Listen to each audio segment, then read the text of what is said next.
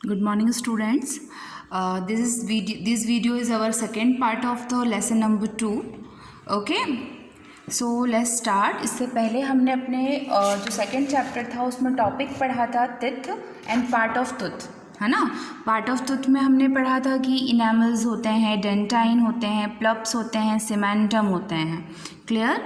अब हम पढ़ेंगे टाइप्स ऑफ तिथ। The heading is type of तिथ. We have 4 different type of teeth. Each type is different in a shape and perform their function. यानी कि हमारे पूरे मुंह में 32 दांत होते हैं ना, 32 टिथ। तो 32 टिथ में different types of 4 types of teeth होते हैं। सबसे पहले तो ये जो सामने के 4 दांत यानी कि ऊपर और नीचे दोनों के जो 4 दांत सामने के रहते हैं, जिससे आप कोई भी चीज़ काटते हो। कभी एप्पल खाया, रोटी खाई तो हमेशा आगे से ही काटते हो ना, कटिंग टिथ होते हैं। इनको हम बोलते हैं इंसिजर। इसके बाद ये जो साइड में पॉइंटेड टिथ होते हैं हमारे, ये इस टाइप के जो पॉइंटेड टिथ होते हैं ना, ये किसी भी चीज़ में चुभाने के लिए होते हैं। मोस्टली ये कैनाइंस। और ये पॉइंटेड टिथ आपने हमेशा डॉगीज़ वगैरह में देखा होगा, ड्रैकुलास में देखा होगा, है ना। ये पॉइंटेड टिथ होते हैं हमारे, 2 ऊपर और 2 नीचे, टोटल 4। इसके बाद आते हैं मॉलर्स पर। पीछे के जो 4 बड़े बड़े दांत होते हैं, इनमें से 2 निकलते हैं और 2 किसी किसी व्यक्ति को निकलते भी नहीं हैं। इन्हें हम कहते हैं मॉलर्स। और उनके आगे ये जो जबड़े में दांत लगे रहते हैं, इन्हें हम कहते हैं प्री मॉलर। आई रिपीट, सामने के जो कटिंग टिथ होते हैं उन्हें हम बोलते हैं इंसिजर। पॉइंटेड जो हमारे 4 टिथ होते हैं उन्हें हम कहते हैं कैनाइन। इसके बाद ये जो पीछे के सबसे बड़े दांत होते हैं जबड़े के लास्ट में, इसे हम कहते हैं मॉलर। और आगे जिनसे हम रोटी या कोई भी चीज़ चबाते हैं, च्यू करते हैं, उसे कहते हैं प्री मॉलर। ये होते हैं इनके शेप। पॉइंटेड टिथ पॉइंट में रहता है, मॉलर, प्री मॉलर और ये इंसाइजर। ठीक है। Okay, now let's a different type of teeth learn about it here. यानी कि यहाँ पर हम डिस्क्रिप्शन में पढ़ेंगे। सबसे पहले हमारा इंसिजर। अब देख रहे हो यहाँ पर क्या बना हुआ है, कैंची। जैसे कैंची से काटते हैं ना हम, वैसा ही काम इसका रहता है। The incisors are the slate shape, flat and sharp. Flat यानी कि नीचे की तरफ जो दांत रहते हैं वो बिल्कुल फ्लैट रहते हैं और शार्प रहते हैं। ठीक है। दे आर 8 इन नंबर, 4 नीचे और 4 ऊपर। 4 on each jaw. Each jaw का मतलब 4 ऊपर और 4 नीचे। The incisor help us bite. Bite का मतलब होता है टुकड़े करना या तो कट करना। एप्पल पे हम कट करते हैं, रोटियों के बाइट करते हैं, है ना। Into the small pieces just like pair of scissors. इसलिए हम इसे कहते हैं इंसीजर। और इसका काम होता है कटिंग करने का। बस इतना याद रखो कि टोटल 8 टिथ होते हैं हमारे, 4 ऊपर 4 नीचे, और इसका काम होता है कट करना। अब इसके बाद आते हैं हम कैनाइंस पे। कैनाइंस को देखो किसका शेप दिया गया है, एक फॉक का, कांटे वाली चम्मच का। कांटे वाली चम्मच को इंग्लिश में फॉक बोलते हैं। ठीक है। इसका क्या काम होता है, पॉइंट करना। हम चुभाते हैं ना, किसी भी चीज़ में चुभा सकते हैं, इसको ऐसे पॉइंट कर सकते हैं। The canines are the sharp and a pointed teeth next to the incisor. यानी कि इंसाइजर के जस्ट बगल के जो 2 दांत रहते हैं, 2 ऊपर और 2 नीचे, इसे हम कहते हैं canines. There are 4, 2 in each jaw, upper and lower. They are sharp and pointed and help us tear food into pieces. यानी कि जो भी हम खाते हैं उन्हें और छोटे टुकड़े में चबाने का काम करता है ये। They work like a fork. Fork कैसे होते हैं, बड़े बड़े जो नूडल्स वगैरह, तो उनमें से ईजिली नूडल्स कंप्लीटली ले लेते हैं वो, है ना। उसी तरीके से ये पॉइंटेड होते हैं। अब आते हैं हम प्री मॉलर्स पर। यानी कि इसके जस्ट बगल के जो दांत रहते हैं हमारे, वो कहलाते हैं premolars. Next to each canines are 2 premolars. We have 8 premolars. ठीक है। 4 each in the upper and lower jaw. हमारे टोटल 8 प्री मॉलर्स रहते हैं, 4 नीचे, 2 मतलब 2 इधर, 2 इस side, 2 left side, 2 right side, फिर ऊपर की तरफ 2 लेफ्ट साइड और 2 राइट साइड, टोटल हो गए 8, है ना। They are a broad and flat on top. Broad यानी कि बड़े होते हैं और ये फ्लैट होते हैं। help to crack food into the fine pieces and help chew them. They work like a nut cracker. ये होता है नट क्रैकर। ये देख रहे हो बीच में अखरोट है, नट क्रैकर से जब हम इसको दबा देते हैं तो अखरोट टूट जाता है। उसी तरीके से प्री मॉलर, जब हम रोटी का टुकड़ा या कोई भी चीज़ खाते हैं तो वो हमारी दांत के लेफ़्ट साइड या राइट साइड में जाता है और उसमें जो हमारे दांतों के प्री मॉलर्स रहते हैं वो उनको चबाते हैं अच्छे से, और ये इनका काम होता है।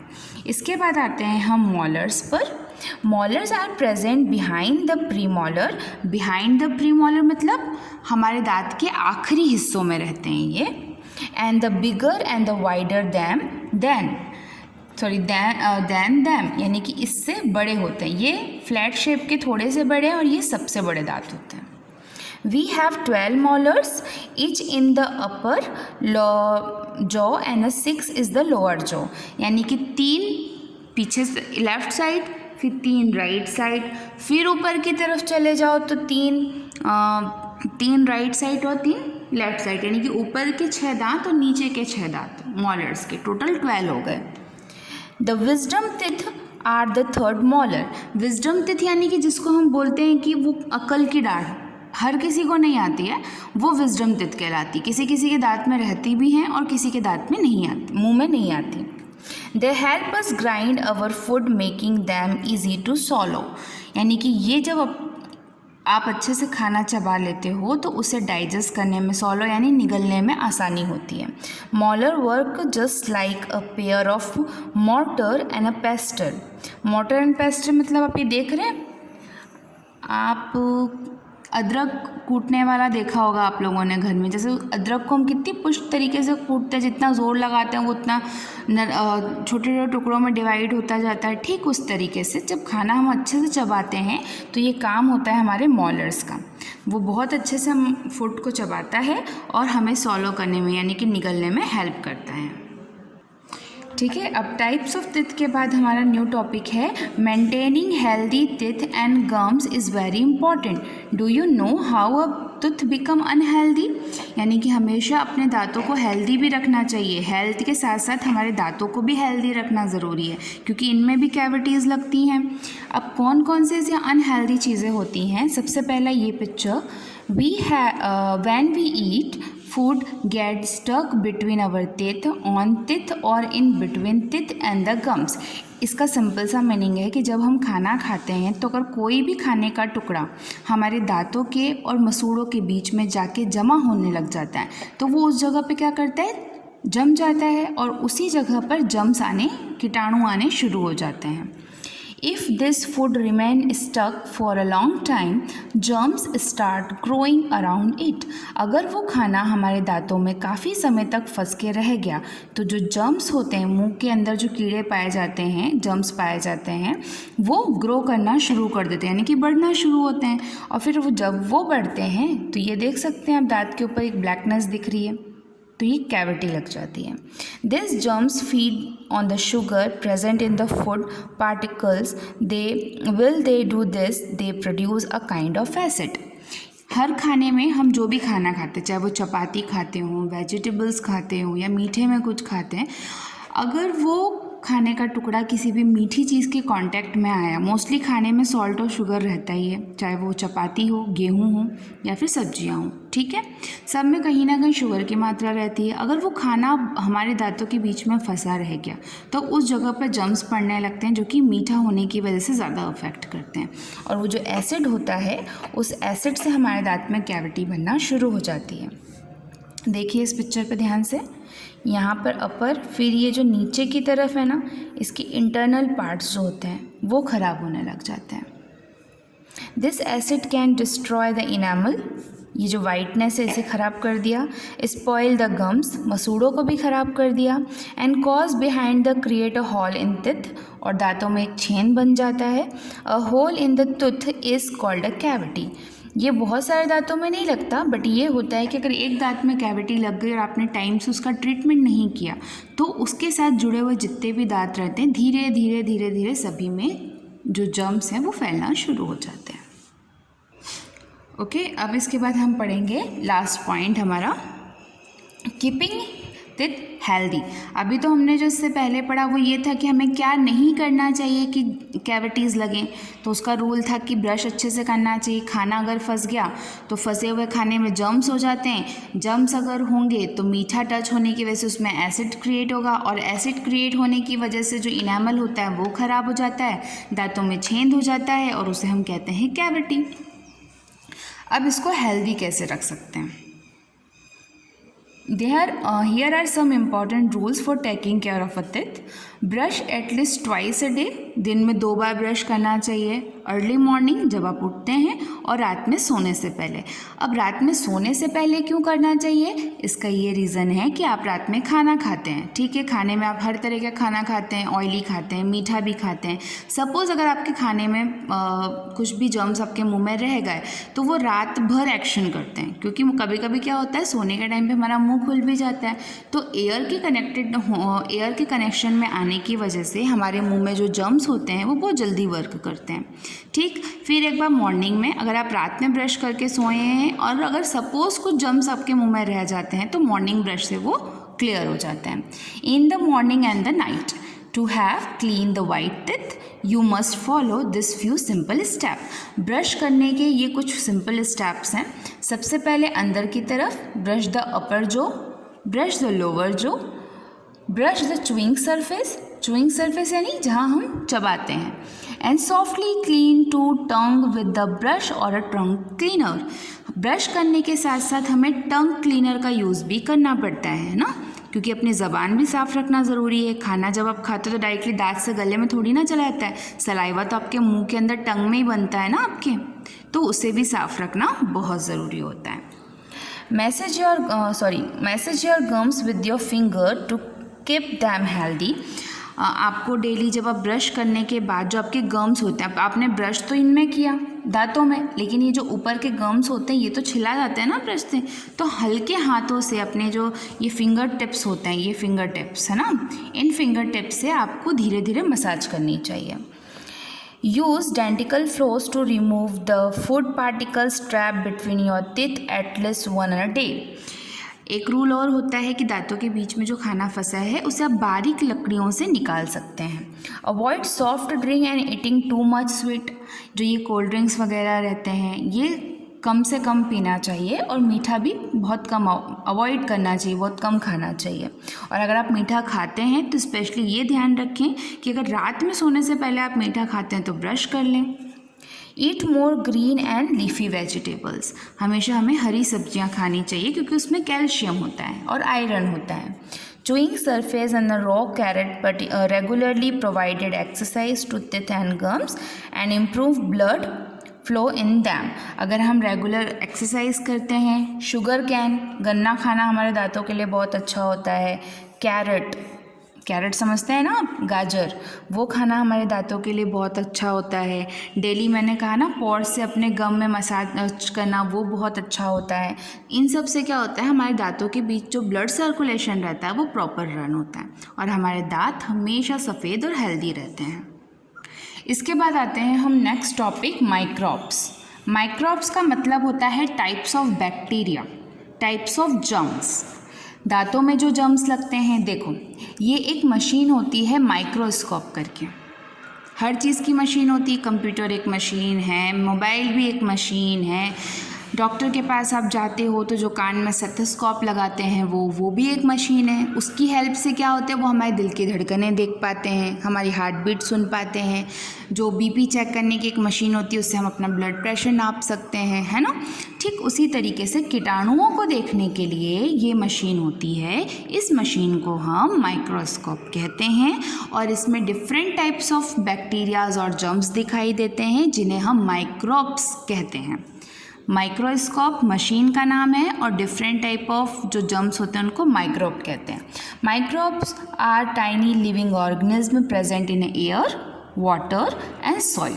यानी कि ऐसे कीटाणु जो कि हवा में, पानी में और मिट्टियों में पाए जाते हैं। They live in a human body too, जो हमारे शरीर में भी रहते हैं, क्यों, कहाँ रहते हैं?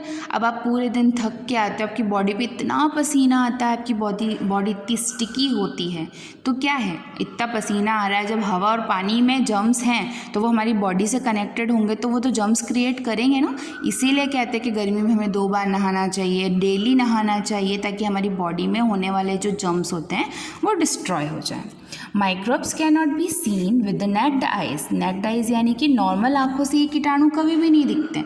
अगर आप देखेंगे तो इस टाइम पे मेरे हाथ में कोई कीटाणु नहीं है, बट अगर इसी मशीन में अगर आप अपने हाथों को देखें तो बहुत छोटे छोटे छोटे छोटे पार्टिकल्स जर्म्स के दिखाई देते हैं।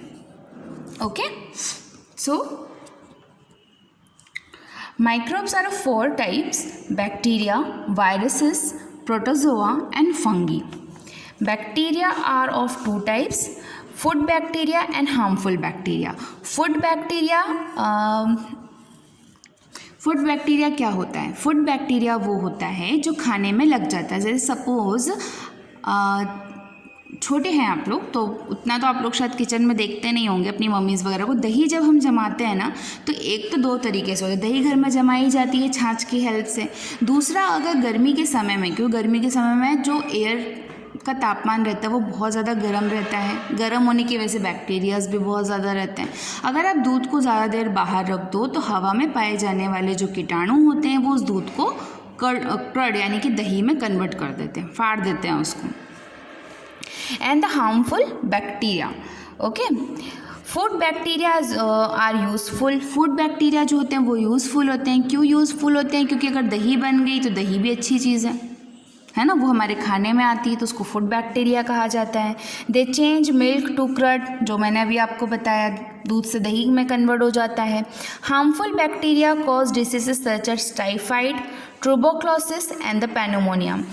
अब इतनी 2 तो बीमारियाँ आपको समझ नहीं आएगी, अब तो सिर्फ इतना देखो, टाइफाइड है ना। हार्मफुल जो बैक्टीरिया होते हैं वो हमारे लिए बीमारी बनाते हैं, जैसे कि टाइफाइड होती है। टाइफाइड क्या होती है? एक ऐसी बीमारी होती है जो छूने से भी फैलती है।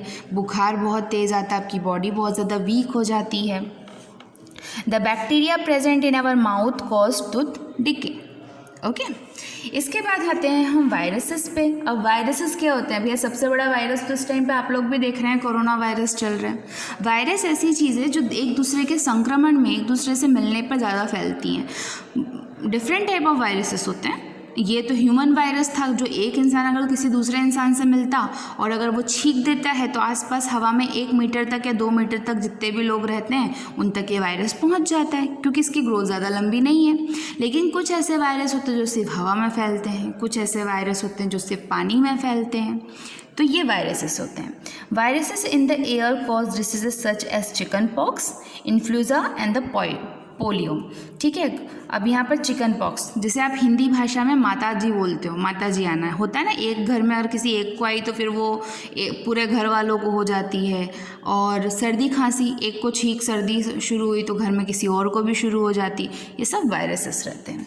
Protozoa cause food poisoning. Protozoa नाम का जो वायरस माइक्रोब्स होता है, वो फूड पॉइजनिंग यानी कि जब खाना, कहते हैं ना, बहुत सड़ा हुआ खाना या बहुत पुराना खाना हम खा लेते हैं या हमारे डाइजेस्टिव सिस्टम में वो खाना एडजस्ट नहीं हो पाता तो हमें फूड पॉइजनिंग शुरू हो जाती है। लूज मोशन, वॉमिटिंग होना, diarrhoea. After eating contaminated food they also cause malaria. अगर हमारा खाना पीना ज़्यादा बिगड़ता है तो प्रोटोजोआ की वजह से हमें मलेरिया भी हो जाता है। लास्ट है हमारा fungi. Fungi grow on a plant and animal. आप लोगों ने बरसात के समय पे देखा होगा कि पेड़ की झाड़ियों के पास बिल्कुल गीला गीला काई जैसा कुछ दिखने लग जाता है ना। Yeast and the fungi that help in making bread and buns soft। लेकिन कुछ फंगीज जैसे ब्रेड होती हैं, बर्न्स आपने देखे हैं, पाव वगैरह देखे होंगे ना, ये क्या होता है? मैदे में फंगी यानी कि कुछ ऐसा डाला जाता है जिसके से मैदा सड़ जाता है और उसके बाद ये बनाया जाता है। Harmful fungi cause diseases such as ringworm and the athlete food. Ringworm का मतलब होता है आपके हाथ पैरों में भी फंगी लगती है। ब्रेड देखा है कभी? ब्रेड अगर आपने समय से ज़्यादा रख लिया तो ब्रेड के ऊपर ग्रीन कलर, येलो कलर या ब्लैक कलर के फफूंदे लग जाते हैं, उसे हम कहते हैं फंगी। हाथ और पैरों में भी लगते हैं। सपोज़ कभी देखा हो या तो सर्च करना आप लोग, हाथ और पैरों के बिल्कुल बीच में जो उंगलियां होती है ना हमारी, उन उंगलियों के बीच में थोड़ी थोड़ी गैपिंग होती है, लाइक दिस। ये जो गैपिंग देख रहे हो ना, कई लोगों को पानी में, स्पेशली जो मानसून सीज़न होता है बरसात का, उसमें इतना इन्फेक्शन हो जाता है, पैरों के बीच में उनको कट आने लग जाते हैं, यानी कि चमड़ियाँ धीरे धीरे धीरे गलने लग जाती हैं, हाथों में भी गलने लग जाती हैं, निरमा, साबुन, इन सब से जैसे उनको बहुत दिक्कत होती है। इसे हम कहते हैं एथलीट फुट और ringworm fungi. So student, I hope this topic is clear to you. इस चैप्टर में हमने तित के बारे में पढ़ा, टाइप्स ऑफ तित के बारे में, हेल्दी तित के बारे में पढ़ा कि हमारे तित कैसे हेल्दी रखने चाहिए, और लास्ट टॉपिक था हमारा माइक्रोब्स। माइक्रोब्स यानी कि डिफरेंट टाइप्स ऑफ जर्म्स। तो उसमें कौन कौन से जर्म्स थे? Bacteria, virus, protozoa, fungi. Okay और हम इन माइक्रोब्स को कैसे देख सकते हैं? हम कभी भी इन माइक्रोब्स को अपनी नॉर्मल आंखों से नहीं देख सकते, इन्हें हम देख सकते हैं सिर्फ माइक्रोस्कोप से। Have a good day.